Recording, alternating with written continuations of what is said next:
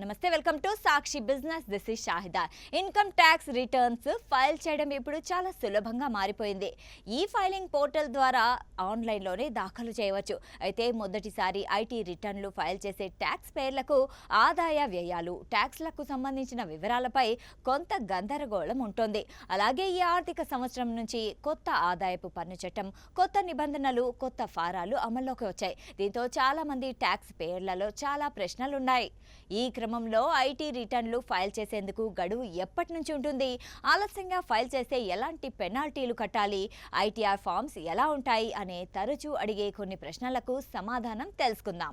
ముందుగా ఐటీ రిటర్న్లను గుర్తింపు పొందిన ప్రొఫెషనల్స్ అయిన చార్టెడ్ అకౌంట్లు, ఫైనాన్షియల్ ప్లాన్ల ద్వారా లేదా మీరు సొంతంగా ఇన్కమ్ ట్యాక్స్ వెబ్సైట్ ద్వారా ఫైల్ చేయవచ్చు. సొంతంగా ఫైల్ చేయాలనుకునే మీ యూజర్ ఐడి, పాస్వర్డ్తో ఈ ఫైలింగ్ పోర్టల్లోకి లాగిన్ కావాలి. మొదటిసారి ఫైల్ చేస్తుంటే పాన్ నెంబర్, ఆధార్ సహా ఇతర వివరాలతో ముందుగా ఈ ఫైలింగ్ పోర్టల్లో రిజిస్టర్ చేసుకోవాలి. ఆ తర్వాత వెబ్సైట్లోకి వెళ్ళి రిటర్న్లు ఫైల్ చేయొచ్చు.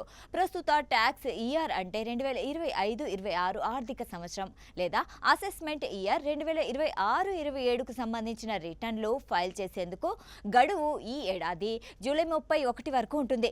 ఇక ఐటీఆర్ ఫామ్స్ 3, 4 ఉపయోగించే వారికి ఈ గడువు ఆగస్టు 31 వరకు ఉంటుంది.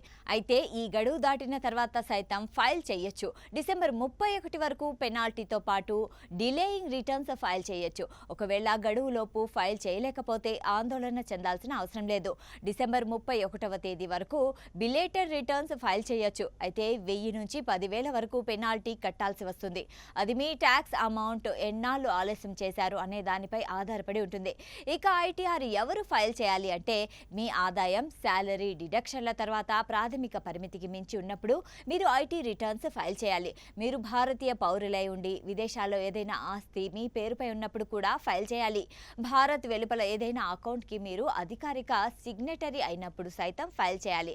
విదేశీ కంపెనీల్లోని పేర్లు, బాండ్లు, మ్యూచువల్ ఫండ్ స్కీమ్స్లో లేదా ఎంప్లాయీ స్టాక్ ఆప్షన్స్ తీసుకున్నప్పుడు సైతం ఫైల్ చేయాలి.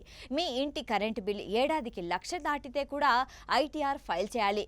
విదేశీ టూర్ల కోసం 2 లక్షలకు మించి ఖర్చు చేస్తున్నప్పుడు, మీ బ్యాంక్ ఖాతాలో మొత్తం 50 లక్షలు దాటినా, మీ బిజినెస్ సేల్స్ 60 లక్షలు దాటినప్పుడు కూడా ఐటీఆర్ ఫైల్ చేయాలి. ఉద్యోగం చేస్తూ ఒకే ఇల్లు ఉండి ఇతర ఆదాయం లేకపోతే మీరు ఐటీఆర్ ఫామ్ ఎంచుకోవచ్చు. ఎలాంటి బిజినెస్ ఆదాయం లేని వ్యక్తులు, హిందూ అవిభాజ్య కుటుంబాలు ఐటీఆర్ 2 ఎంచుకోవచ్చు. బిజినెస్ లేదా ప్రొఫెషన్ ద్వారా ఆదాయం వచ్చే వ్యక్తులు లేదా హిందూ అవిభాజ్య కుటుంబాలు ఐటీఆర్ 3 ఎంచుకోవచ్చు. వ్యాపారం లేదా వృత్తి నుంచి ఊహాజనిత ఆదాయం ఉన్న పన్ను చెల్లింపుదారులు ఐటీఆర్ 4 ఎంచుకోవచ్చు.